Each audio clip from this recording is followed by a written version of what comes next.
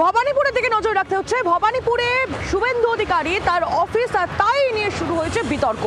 নিয়ম মেনে অফিস তৈরি হয়নি, আদালতের নিষেধাজ্ঞা রয়েছে, তারপরেও অফিস কেন, এই প্রশ্ন তোলা হয়েছে তৃণমূলের রাজ্য সভাপতি সুব্রত বক্সির তরফ থেকে। ভবানীপুরে শুভেন্দুর অফিস নিয়ে প্রশ্ন, আদালতের নিষেধাজ্ঞা সত্ত্বেও অফিস। কমিশনকে এই মর্মে চিঠি তৃণমূল রাজ্য সভাপতি সুব্রত বক্সির। নিয়ম মেনে অফিস তৈরি হয়নি বলে অভিযোগ করছে তৃণমূল। ভবানীপুরে শুভেন্দু অধিকারীর অফিস নিয়ে ইতিমধ্যেই প্রশ্ন ওঠা শুরু হয়েছে। ঠিক কি পরিস্থিতি, কি জানা যাচ্ছে জানবো। শ্রেয়সী গঙ্গোপাধ্যায় আমাদের প্রতিনিধি রয়েছেন আমাদের সঙ্গে টেলিফোন লাইনে। শ্রেয়সী, ঠিক কি খবর পাওয়া যাচ্ছে, তৃণমূলের তরফ থেকে কি অভিযোগ? দেখো, এক্ষেত্রে সুব্রত বক্সী তিনি সিইও অফিসে একটি অভিযোগ জমা দিয়েছেন। যে অভিযোগে তিনি স্পষ্টত অভিযোগ করছেন যে এক্ষেত্রে নির্দিষ্টভাবে যে ভায়োলেশন করা হয়েছে এই ক্যাম্প অফিসটা তৈরি করার জন্য, এবং নির্দিষ্ট আইন ভেঙে অর্থাৎ বেআইনি ভাবে কিন্তু কার্যত এই ক্যাম্প অফিসটা তৈরি করা হয়েছে, এমনটাই কিন্তু তিনি অভিযোগ করেছেন।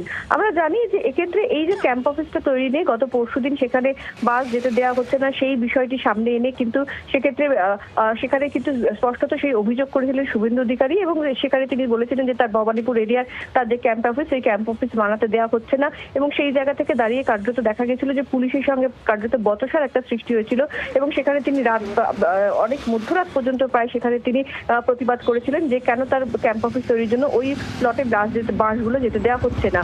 কিন্তু আজকে দেখা যাচ্ছে যে এক্ষেত্রে সিইও কাছে কিন্তু সেক্ষেত্রে সুব্রত বক্সী তিনি একটা অভিযোগ করছেন, যেখানে তার স্পষ্ট বক্তব্য যে জায়গায় এই ক্যাম্প অফিসটা তৈরি হচ্ছে সেটা সম্পূর্ণভাবে বেআইনি ভাবে তৈরি হচ্ছে। নির্দিষ্টভাবে কলকাতা কর্পোরেশনের যে অ্যাক্ট রয়েছে, সেই অ্যাক্টের যে নির্দিষ্ট ধারা রয়েছে, সেই ধারার বিরুদ্ধে গিয়ে সেখানে তৈরি হচ্ছে, এবং এটা একটা আনঅথরাইজ ভাবে এই ক্যাম্প অফিসটা তৈরি করা হচ্ছে একটা জমির উপরে। ফলে সেই জায়গা থেকে দাঁড়িয়ে কিন্তু কার্যত তাদের পক্ষ থেকে এই অভিযোগ দায়ের করা হয়েছে।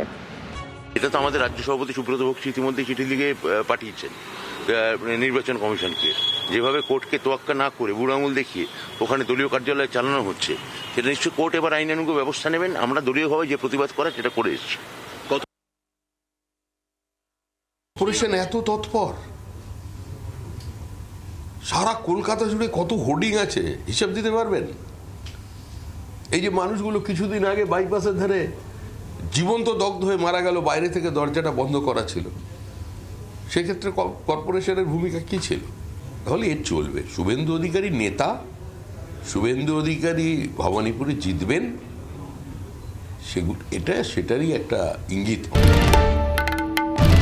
বাংলার আওয়াজ, বাঙালির আবেগ, জি 24 ঘন্টা।